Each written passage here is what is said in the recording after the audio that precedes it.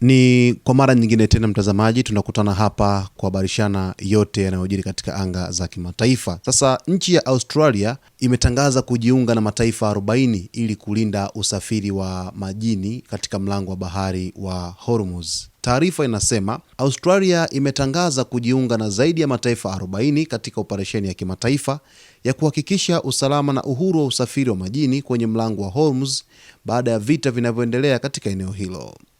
Waziri wa ulinzi wa Australia Richard Marles amesema ameendelea kufanya mazungumzo na mawaziri wa ulinzi kutoka zaidi ya nchi 40 ili kuthibitisha mshikamano wa kidiplomasia, kiuchumi na kijeshi katika kulinda njia hiyo muhimu ya biashara duniani.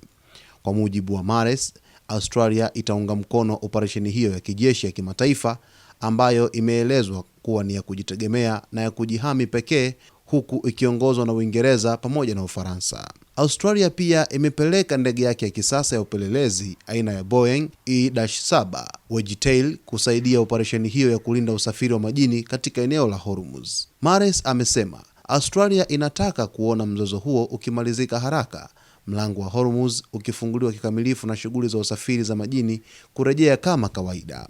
Kadri mzozo huu unavyoendelea kwa muda mrefu zaidi, ndivyo athari zake za Australia zitakavyokuwa kubwa zaidi, amesema katika taarifa yake. Hizi ni juhudi kubwa sana za nchi mbalimbali kuungana kwa pamoja ili kuhakikisha kwamba usafiri wa majini katika mlango wa bahari wa Hormuz unakuwa vizuri na meli zinapita kama kawaida, kwa sababu Irani imekuwepo hapo mara tu baada ya vita kushamiri katika eneo la Mashariki ya Kati kati ya Marekani, Israel pamoja na Irani ikadhibiti mlango huo wa bahari. Sasa baadaye ikapelekea ugumu mkubwa sana wa usafirishwaji wa mafuta kupita katika eneo hilo la mlango wa bahari wa Hormuz, kiasi ambacho mataifa mengi duniani yakapitia kipindi kigumu na bado hivi sasa yanapitia kipindi kigumu kwenye bei ya mafuta duniani. Moja kati ya mataifa hayo ni nchi za Ulaya, zimekuwa zikipata shida kubwa. Uingereza, Ufaransa wamepata shida kubwa kwa sababu muhimili wao mafuta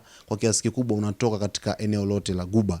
Sasa Australia imetangaza kujiunga katika umoja wa nchi 40 ambao utaongozwa na Ufaransa pamoja na Uingereza, huku nchi hizo mbili, Ufaransa na Uingereza, tayari zimekwisha tuma meli zake za kijeshi katika eneo hilo ili kuhakikisha zinasaidia kulinda meli zote katika mlango huo wa bahari wa Hormuz zipite salama kabisa. Lakini hatua hii Irani ilikwisha onya tangu hapo awali kwamba endapo nchi yoyote itajaribu kuweza kutumia nguvu za kijeshi kwa ajili ya kusababisha meli kupita katika mlango huu au usindikizaji wowote, basi itachukuliwa hatua za kijeshi mara moja. Kupitia kauli ambayo ilizungumzwa na kamanda wa kijeshi nchini Iran, alisema kwamba kama kuna nchi yoyote ambayo itaungana na Marekani ili kuiwekea vikwazo Irani, basi hata meli zao hazitapita katika mlango wa bahari wa Hormuz. Ni hatua kubwa ya Australia ya kujiunga na mataifa hayo, lakini pia ni hatua ambayo itahatarisha usalama wa meli hizo za nchi 40 ambazo zitaungana kuhakikisha operesheni hii ya kijeshi inafanikiwa haraka iwezekanavyo. Na tangu hapo awali Rais wa Marekani Donald Trump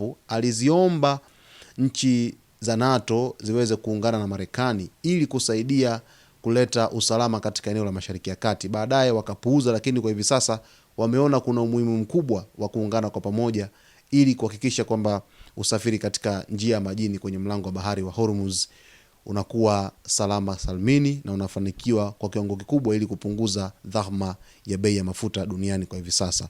Mtazamaji wetu, kwa taarifa zaidi jiunge nasi leo hii, kuna mengi zaidi ya kukuhabarisha.